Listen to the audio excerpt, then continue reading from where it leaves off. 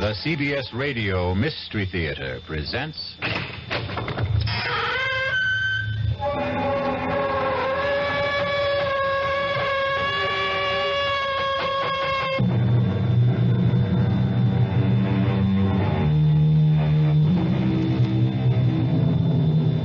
Come in. Welcome. I'm E.G. Marshall. Welcome to the sound of suspense, to the fear you can hear, to the world of terrifying imagination. They say, hell hath no fury like a woman scorned. And perhaps it's true. But the question is, how long can that fury endure? How long can the passions burn? Well, Miss Charity Youngblood was left waiting at the church some 200 years ago, and she still isn't over it. Sheriff's Office, Deputy Palmer speaking. Sheriff, there's someone who wants to murder me. Yes, sir. Your name, sir? Well, is that important? Yes, sir, it is. Well, I hesitate to give you my name because you might think I'm unbalanced. Now, why would I think that? Because of the peculiar circumstances involved. Why don't you let me be the judge of that? Well, this young lady wants to kill me, and she's armed. What's her name? Well, I wouldn't want her to get into trouble. What? She doesn't look like a killer, and besides, I can't prove it. It's just that I know it. Now, sir, calm yourself and tell me, why does she want to kill you? Because I broke our engagement. All right, it's possible. Now, when did you break that engagement? Oh, about 200 years ago.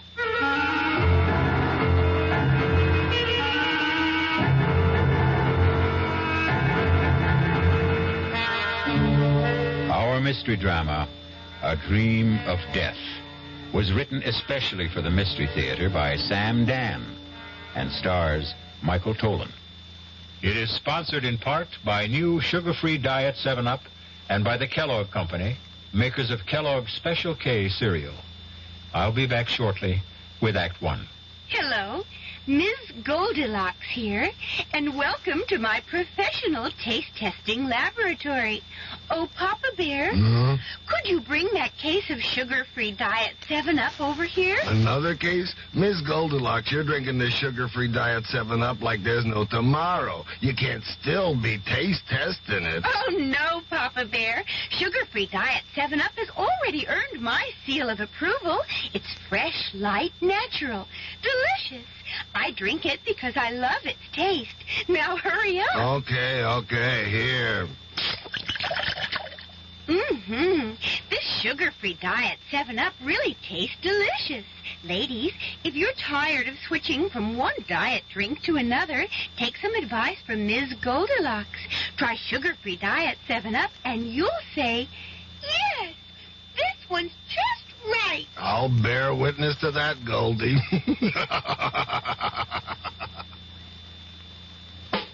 Young I may be, but still I'm a man. Just turned 18 and I'll do what I can to find me a place where I can be me. Get ready for life and be free as the sea. Where do I go from here? Oh, where do I go from here? I finished school, but what lies ahead? Don't want to get trapped, want to feel free instead. All over the world, there's so much to do. The call of the sea, don't you hear it too? Where do I go from here? Oh, where do I go from here? What about the new Navy? You'll get your chance at success, learn an exciting job, and see the world. Call toll-free 800-841-8000. That's 800-841-8000. Or see your Navy recruiter. Be someone special in the new Navy. I know where I'm going from here.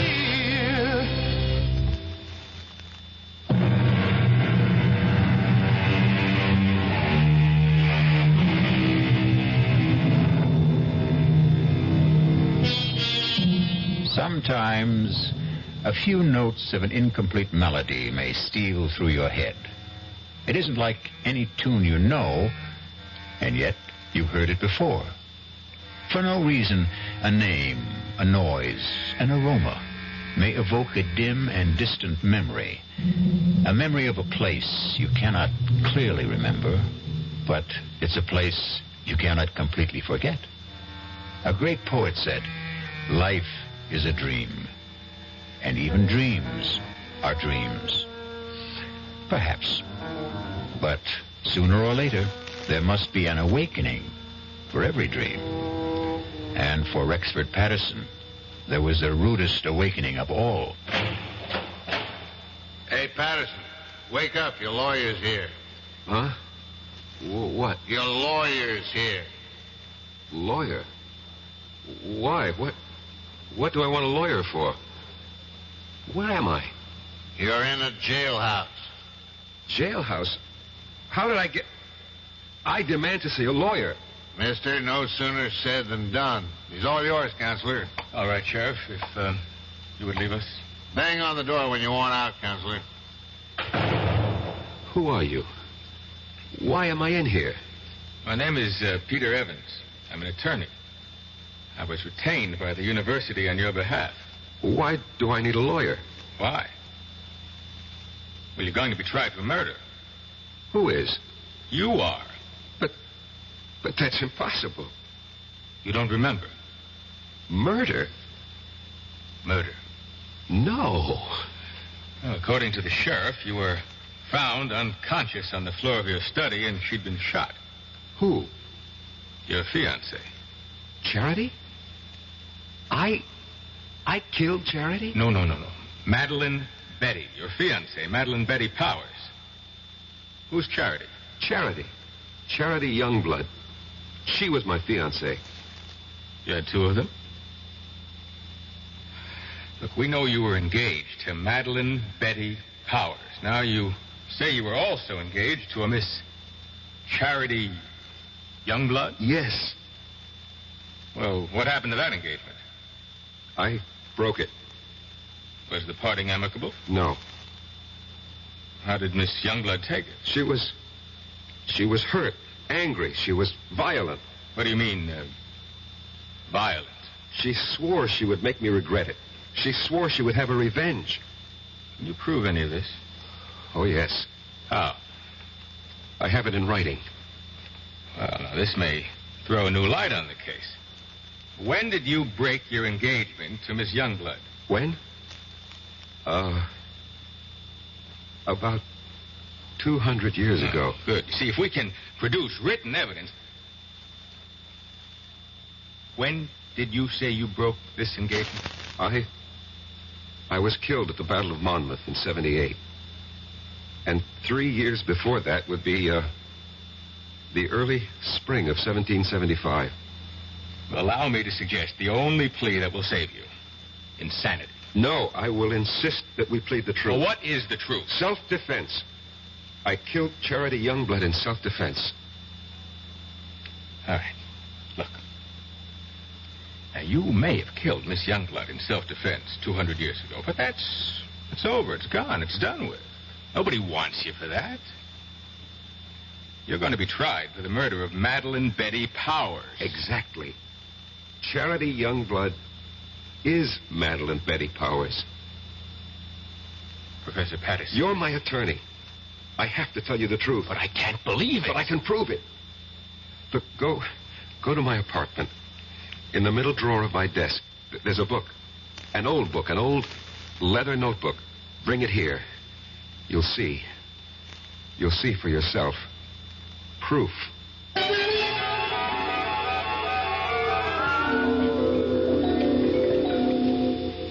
You read the book? Yes. It's a diary kept by a girl named Charity Youngblood, daughter of a Connecticut gunsmith during the Revolutionary War. She was jilted by a young officer named Eli Wallington. Naturally, she was quite upset about it. But where is the proof you promised me? I was that young officer. I was Eli Wallington. Look, Professor Patterson, if I'm to represent you, you'll simply have to tell me... The truth. I know the truth. But I tell you the truth, and you refuse to believe me. It's impossible to believe you. Impossible. That's the key word. Well, today's commonplace was yesterday's impossibility. People said it was impossible to transplant a heart, impossible to walk on the moon. You're talking about reincarnation. Last summer, I stopped at an antique shop in central Connecticut. Heaped high on a counter was a pile of old pictures, letters, books. I picked up that little notebook, the one you're now holding. I read that name, that hand-lettered name, Charity Youngblood.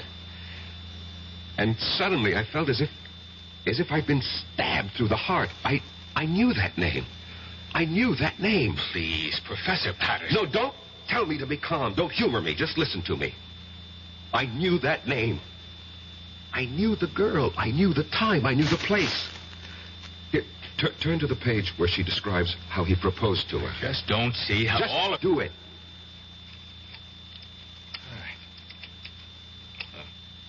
All right. Is this what you want? Monday. Eli proposed marriage to me this morning. I read the name Eli. An electric shock ran through my system. I knew I was Eli. And the entire scene ran through my mind. Exactly as she wrote it in her diary. Exactly.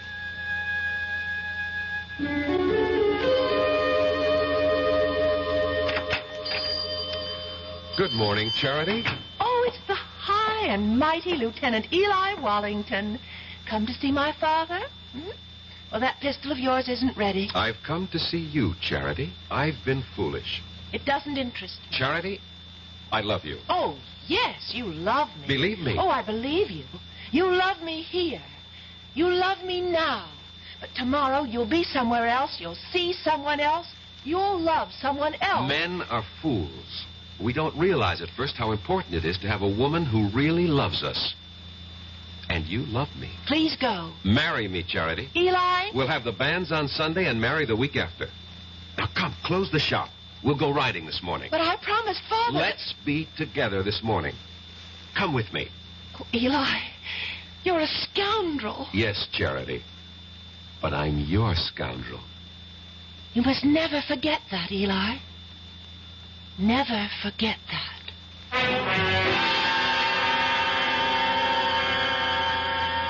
What are you trying to tell me, Professor Patterson? Don't you see, as Eli Wallington, I had lived through that scene. I knew how I felt. I loved her. How do you know you were Eli Wallington? How do we know you're Peter Evans? You know, you just know, that's all. None of this is proof in a court of law. You can read in her diary. Here, Sunday. This morning, the banns were read in the church. But Eli never married her. Do you know why? Because Charity was right. The very next week, Eli was somewhere else. He saw someone else. He loved someone else. He never saw Charity again. And 3 years later, he was dead at Monmouth. Turn to Charity's diary. See what she wrote when she heard the news of Eli's death. Here's the evidence you need to defend me in court. Read it. All right. Now, Friday. This morning, the Reverend Fallowfield came into the shop with news.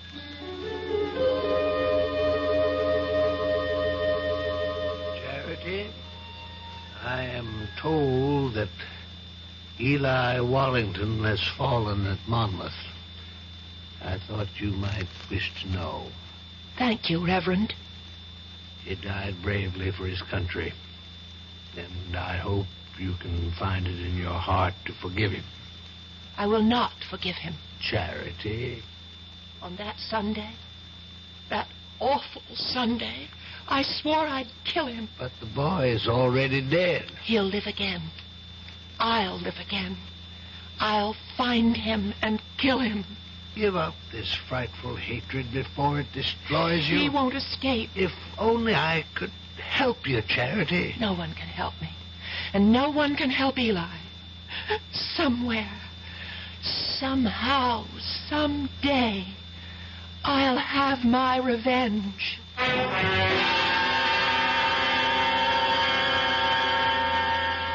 And when I picked up that diary in the antique shop, Mr. Evans, I was almost frozen with terror.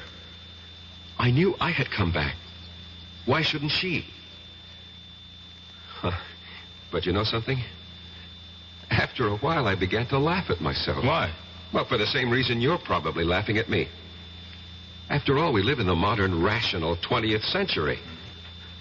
Every night, I'd sit alone at home and wait for Charity to come and kill me. And nothing happened. She didn't show up. No. And you can't maintain an emotional pitch forever.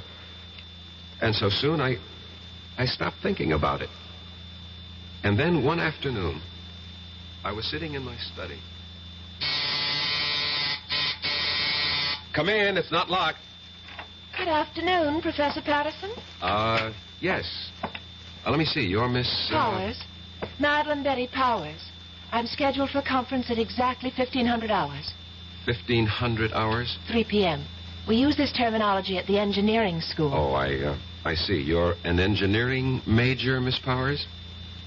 Have you any objections? Oh, no, certainly not. Professor, I require 3 credits in the humanities for my degree. I chose your American history course. I am flattered. It was the only one open. You shouldn't have said that. Oh, I have no interest in the dead past, only in the dynamic present. How can I survive your course?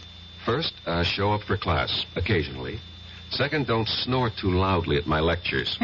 Third, write me a term paper. On what subject? Oh, any subject related to the Revolutionary War. I know what I'll do. I'll write a novel. Miss Powers, what are you saying? Yes, a novel. A novel about a girl. But, Miss Powers, you asked for an easy way out. A novel is the most difficult project. You know what gave me the idea for it, Professor? This antique pistol on your desk. What? That broken down, rusty old relic? It just came to me by just looking at it. I'll write about a girl whose father was a gunsmith.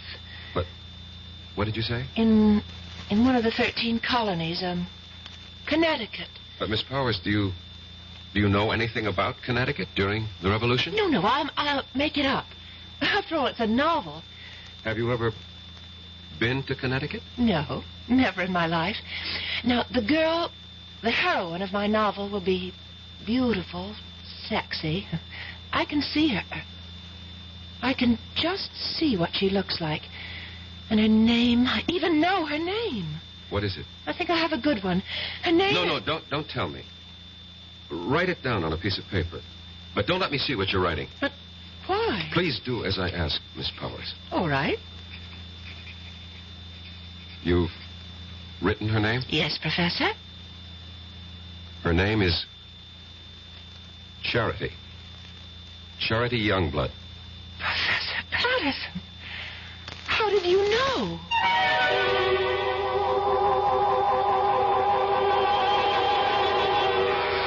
How does he know? Funny how these things work out, no?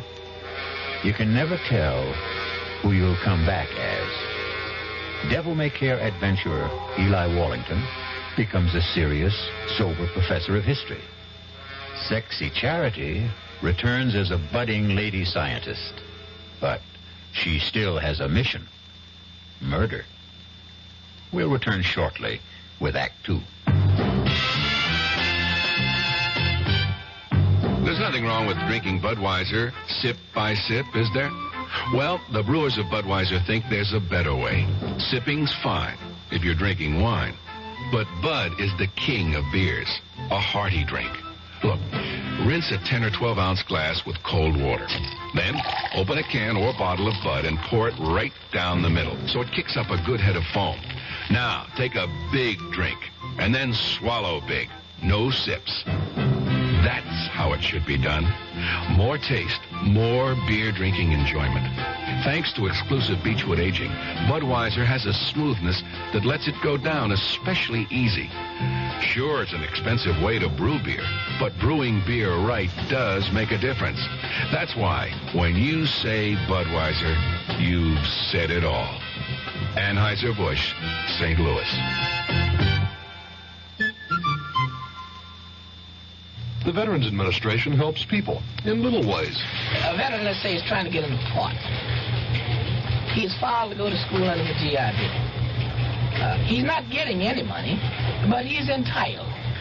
Well, what's wrong with writing a letter saying that under the law, this man is entitled to receive $220 a month for attending school on a full-time basis? Believe it or not, he can take that letter with the little job, take it to the real estate people, and because he has an additional income of $220, although he isn't receiving it, it makes his chances of getting that apartment much better. And this is what I mean about the little things. Going beyond the duty every once in a while. Just go a little bit out of your way to help someone. That's my philosophy. To me, these are little things, but big things to that person. A big thing to that person. At VA, we try a little harder to help.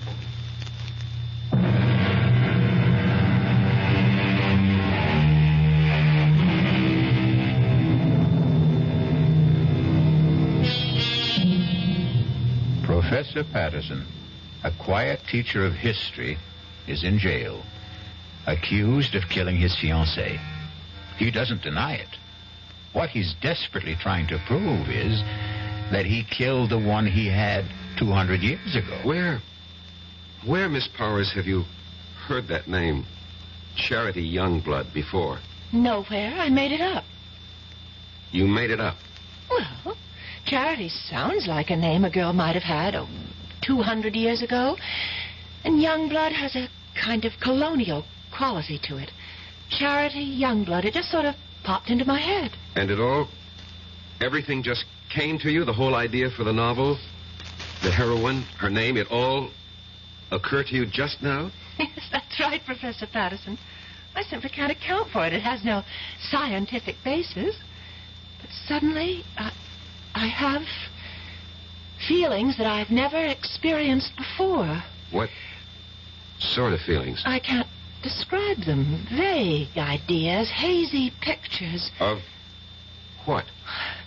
But this woman, this girl, this Charity Youngblood, she's a creature of my own imagination. I only conjured her up a few moments ago, and yet she seems to be alive. Give it up, Miss Powers. You know, sometimes when you write fiction, the character takes over, and unless you're a skilled professional author, this can be dangerous. Just attend class, look intelligent, and you'll pass the course. Oh, Professor, that wouldn't be ethical. Miss Powers, we'll just let that be our secret.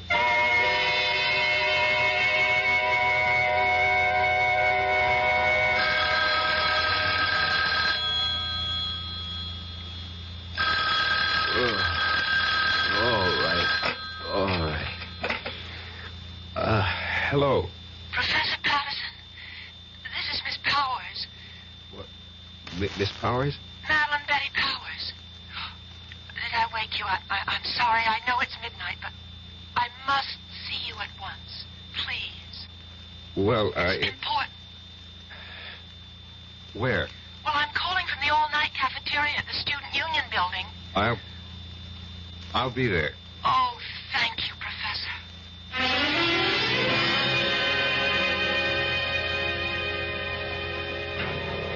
I had to see you, and I didn't think it would be proper for me to go to your apartment at this hour. Well, what seems to be the problem, Miss Powers? The story. The story? The story of Charity Youngblood. Well, I thought we decided to drop it. But that's the problem. I can't seem to get it out of my mind. Well, I'm sure you... It's taken over. I can't think of anything else. Well, I'm obsessed by it. This girl, Charity Youngblood. I know her so well, I sometimes think... No, you'll laugh. No, tell me. I sometimes think she's me. Well, of course she's you. What are you saying? Well, when you write fiction, every character has to be yourself in one form or another. No, it's more than that. It's a feeling in my bones. I seem to have an urge to do something. What? I don't know. But I keep writing. Now, I've written 20 pages so far, and most of the time it doesn't even seem that I'm the one who's doing the writing. I get the feeling that I'm just holding the pen, and my hand is being guided. I'd like you to read what I've written so far. Please. Miss Powers, you've been working too hard. No, I just feel that something is happening to me. I seem to feel I have some sort of mission. What kind of mission? Well, I don't know. But every day I feel it's becoming clearer. But I still have no idea of what it is.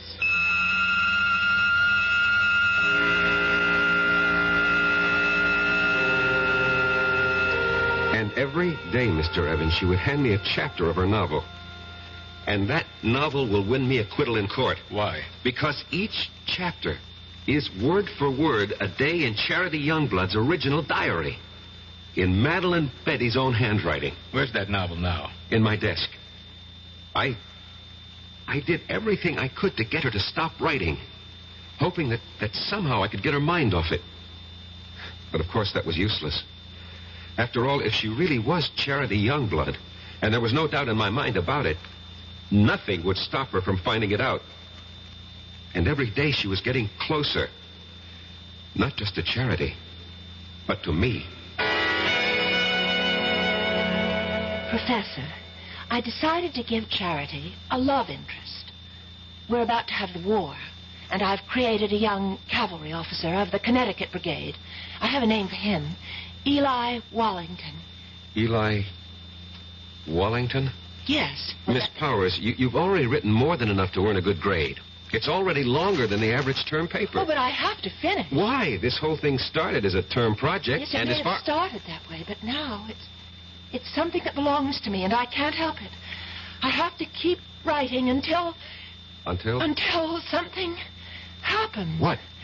What is supposed to happen? I don't know. But I'm afraid. I'm very much afraid.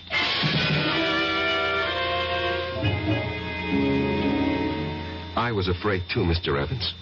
Afraid that at any time she would suddenly realize that she wanted to kill me. But surely you realize... What? You mean I had nothing to be afraid of? Suppose someone's determined to kill you, and you know it. You tell me. You know what I think? Although it's academic now. I think you should have gone to a psychiatrist. I did. I went to the top. I went to the head of the Department of Psychiatry at the University Hospital.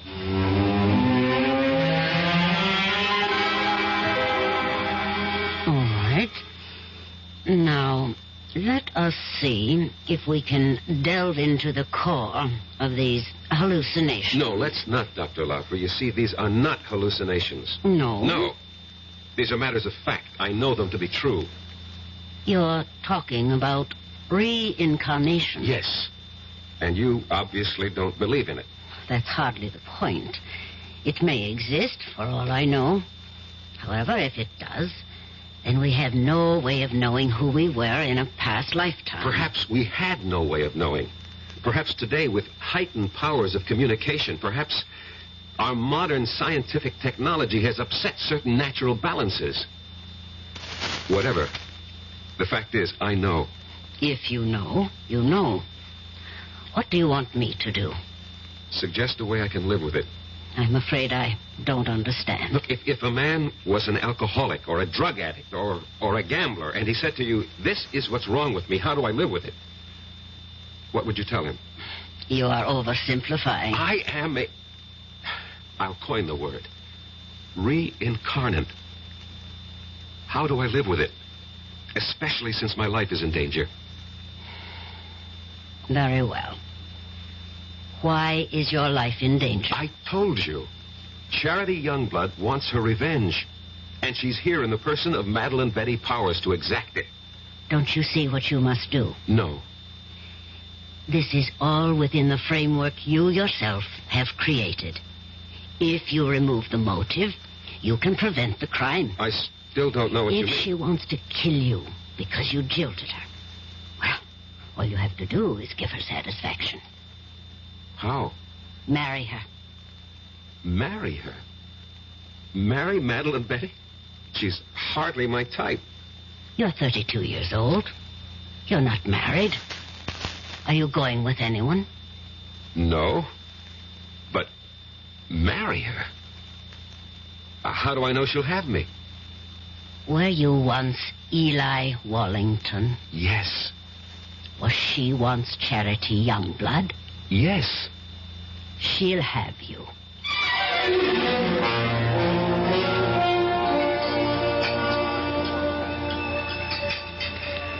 Oh, Professor Patterson, you really didn't have to take me to dinner. Well, our conference ran late. We have to eat. Well, I mean, to a place like this. Well, this is a very nice place.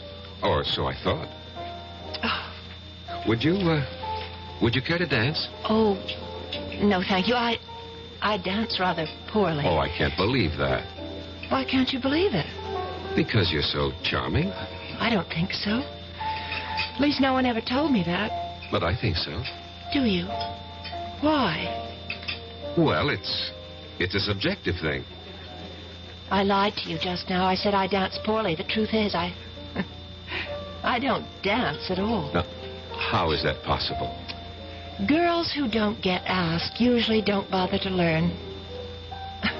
I don't know why I'm telling you all this. It's just that since the day I met you, I started thinking. I don't know how to describe it. Well, what were you thinking? Oh, crazy things. That is, for me. I suddenly wanted to write a book. Why, I'll never know. And I began thinking of a girl who lived hundreds of years ago in a place I've never heard of.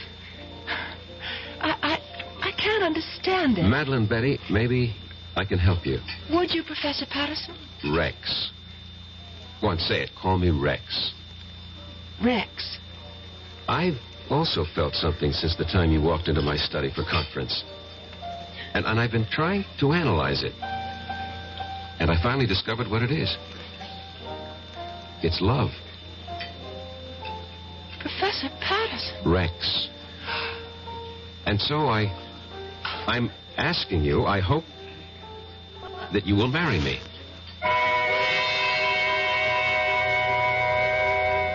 If you're going along with what Rex believes, they're playing the scene again. Rex and Madeline Betty have now reached the point where Eli proposed to Charity. Charity said yes, but will Madeline Betty? Yes or no will be the first word you will hear when we return shortly with Act 3.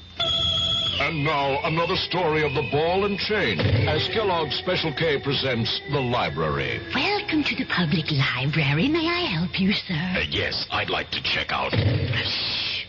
I'd like to check out Famous Laundromats of the World by Audrey Schnorbart. Sir, excuse me, but isn't that ball and chain you're wearing just like the ones they use in the Kellogg's Special K commercial? This ball and chain? Yes, that one. How are you going to get rid of it? Well, you know, lots of good exercises, and by eating smart at every meal, starting with the Special K breakfast. Don't you have to watch your calories? Yes, and the Special K breakfast is less than 240 calories. Less than 240 calories? Right. A 1-ounce bowl of high-protein Special K, 4 ounces of skim milk, tomato juice, and coffee. It's really tasty, and it's going to help me get rid of this ball and chain. I'd say it's long overdue, get it?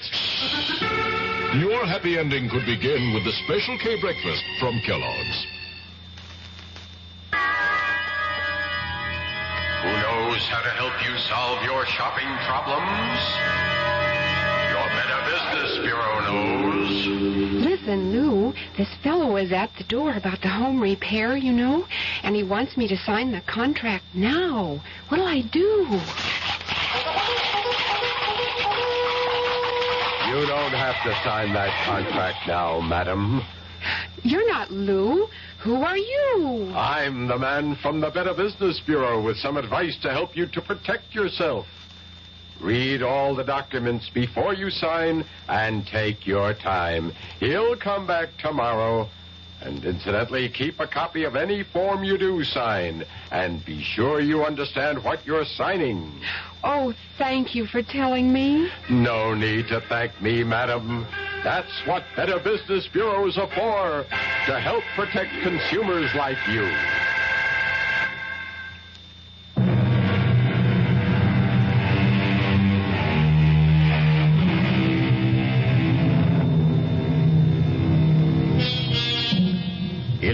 the motive, and you prevent the crime. Excellent advice. And Rexford Patterson has taken it. He has just proposed to Madeline Betty Powers because it's the only way he can think of to keep her from killing him. And now, she looks at him and says, Yes, Professor Patterson. Yes. You can't agree to marry a man and call him Professor Patterson. Rex. I know it's sudden, Madeline Betty. We can get married after you graduate. Oh, I'll marry you anytime you say, Rex. I love you. I love you, too. I fell in love with you. Must have been at first sight. Why? Why? Because you're handsome. I was hoping I had other qualities. Oh, you do. You do. But being handsome's part of it. Why did you fall in love with me? Because you're beautiful. Oh. No, you don't believe it. No, well, I feel beautiful. You make me feel beautiful. Oh, Rex. I can't believe this is happening to me. It's happening. It's happening to both of us. And I'll be such a good wife for you. What is it? Oh, my head. What's the matter? Suddenly feels so light, so clear. Well, that's good. And different. Different? Yes, different. How? The book. You know the novel that I'm writing for the course? Yes. All of a sudden, I don't want to write it anymore. Why not? I don't know how it came into my head in the first place. Just as suddenly as it came, it's gone out. Gone out? That girl, Charity? Oh, yes, Charity, the heroine of your book. Yes, that's her name? Yes, I seem to remember. Well, she's gone from my mind, too. I simply can't understand how it happened. Well, why bother? Yes, that's right. Oh, why bother about anything except us? Except you and me.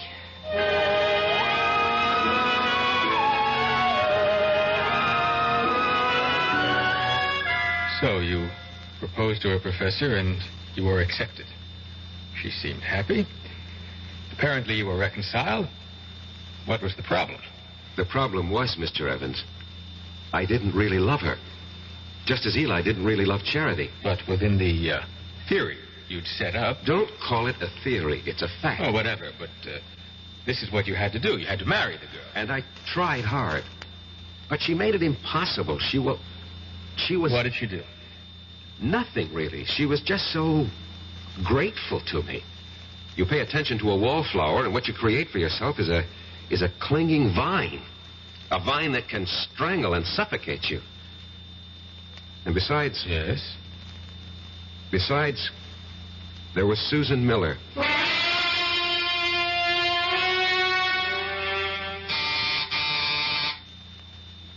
Come in, Madeline Betty.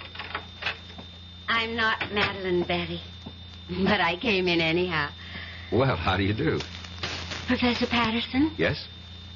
I'm Susan Miller, of the English department. You're new here. Oh, I received my teaching appointment last week. Early American Lit. A favorite field of mine. Well, that's the scoop on campus. Anything early American, see Rex Patterson. I just thought we'd chat. Fix you a drink? A soft one. Naturally. Diet, if you have it. I'm watching my weight. Why? I think it's most attractive the way it is. Well, if you think so, I'll keep it that way. Did you know that General Burgoyne wrote a play? Yes, it was called Maid of the Oaks. And it was produced in New York during the Revolution. Yes, and I'll tell you who was in the cast.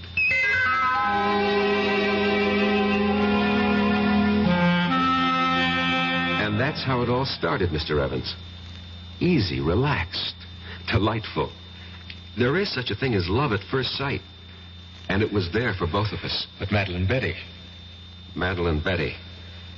Well, I knew I had to do something about her. Yeah, exactly, so you killed her. No, that's not the reason. You wanted to marry Susan Miller. It never reached that point. I mean, we didn't get that far. But the prosecution will know about Susan Miller. No, they don't have to. No one really knew. No one. No one. Except Susan, myself, and Madeline Betty.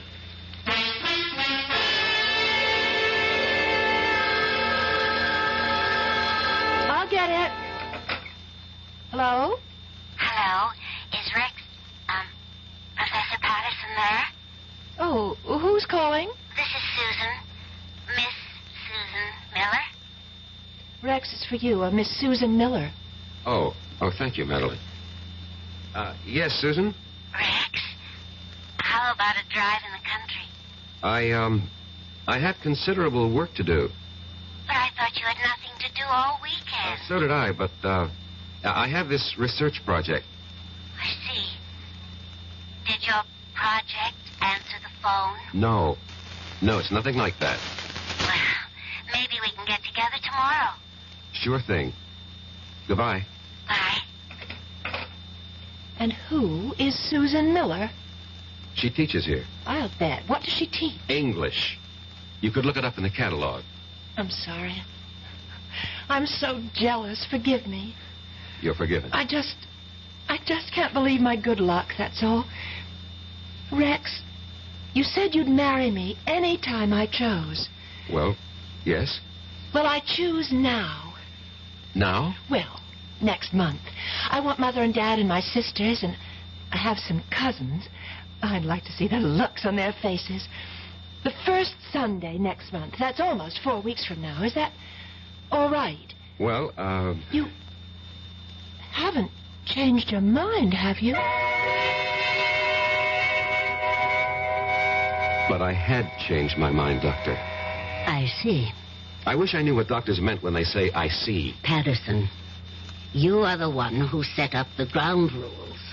You said she was Charity Youngblood, reincarnated to have her revenge. I know. I know. And using that, I suggested marriage. It was your only chance. I realize that, but you see, I really don't believe that anymore. You don't? I should have listened to you when you called it an hallucination. You agree with that now? I think I do. What caused this radical change? I'm in love. With whom? A woman. A woman? Yes, a woman. Not a girl, not an immature, neurotic girl, but a woman. A woman who is beautiful, intelligent, who has everything in common with me, who has something to offer me, just as I have something to offer her. And what of Madeline Betty or Charity Youngblood? Charity Youngblood was an adolescent delusion. You're hardly an adolescent. In many respects, I was. I fell in love with the idea of Charity Youngblood, this voluptuous creature, but... Yes. You grow up when you meet a real woman. As I said before, you're hardly a boy. It takes some of us longer than others. And Madeline Betty? What of her? She'll have to grow up, too.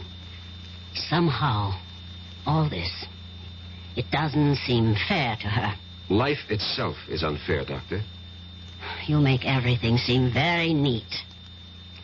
Somehow, I don't think you'll be able to unwrap the package as easily as you think.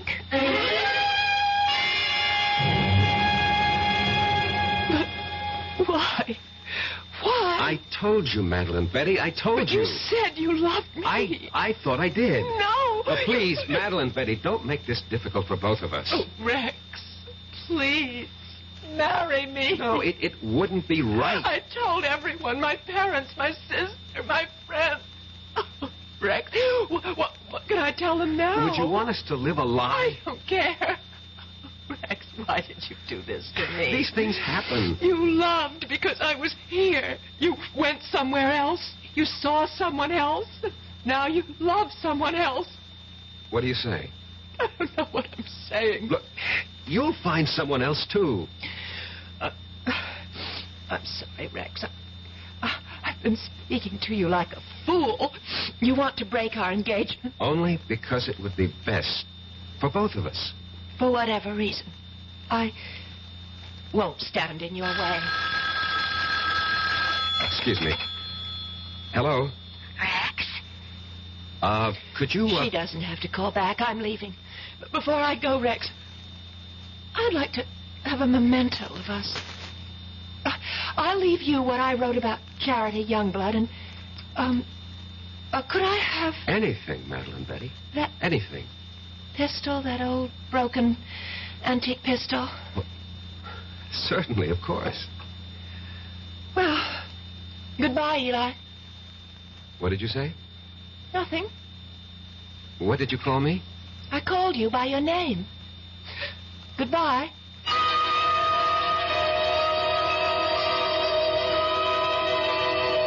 That night, Mr. Evans, she left the college.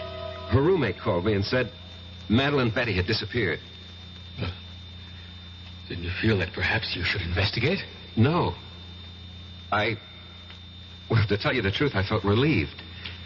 I thought she was embarrassed and had decided to go somewhere, and I forgot all about her. You forgot? How could you forget? Maybe I wanted to forget. Anyway, about a week later, I came home. It was late at night.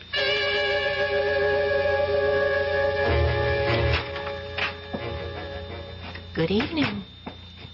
What are you doing here? I have a key, remember? Look, what can I do for you? Nothing. Ask me what I can do for you. What? I can kill you. What do you say? Yes. I can kill you very easily. And I'm going to. Madeline Betty, Who are you talking to? My name is Charity. Charity? Yes, Eli. Charity. Remember Charity? No, you're Madeline Betty. It's taken me such a long time to find you, Eli. Such a long time. Listen to me. I'm not Eli. I'm Rex Patterson, and you're not Charity. You're Madeline Betty Powers. Sweet talk, Eli. You always could do it, but it doesn't go with me anymore. Look, Madeline Betty, I'll have to ask you to leave. Oh, I will. After I kill you. No, you can't kill me. I can. With this. What are you talking about? With that rusty old antique pistol? No, not anymore. I brought it home to Father, to Isaiah Youngblood's gun shop, and I said, Father, fix this pistol. And he did, you see, how he cleaned it and oiled it. See how it shines now. Madeline Don't Betty. move any closer, not one step closer. See how it sparkles. He gave it a new frammer and a fresh flint, fitted a new flash pan, and then primed it. Poured in the powder, rammed home the ball, and now it's ready to fire. Charity, no. Get away from me. Take your hands off. No. Get away Drop from it. me. Let go of me, Eli. Charity, Eli. drop it.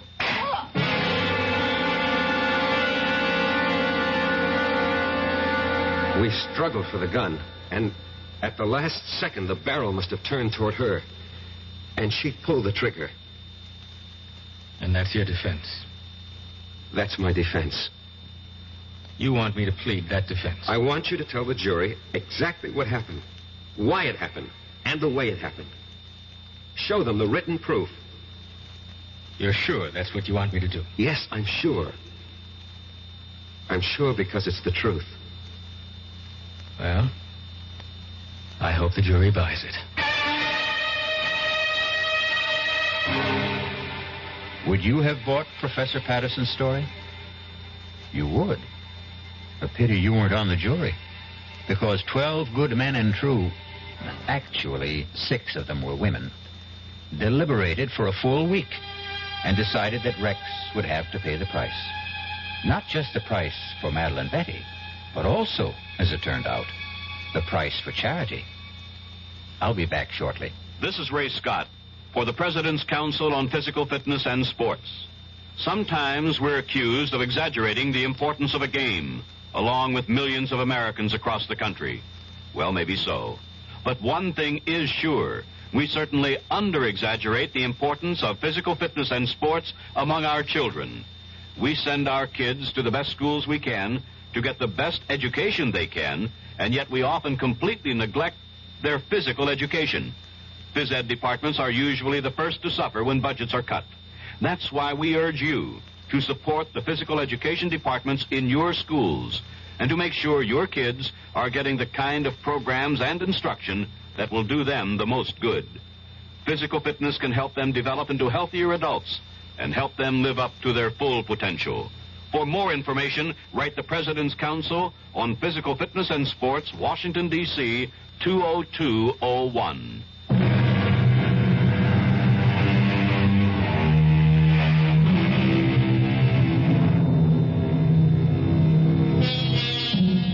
Can a desire for revenge span the centuries?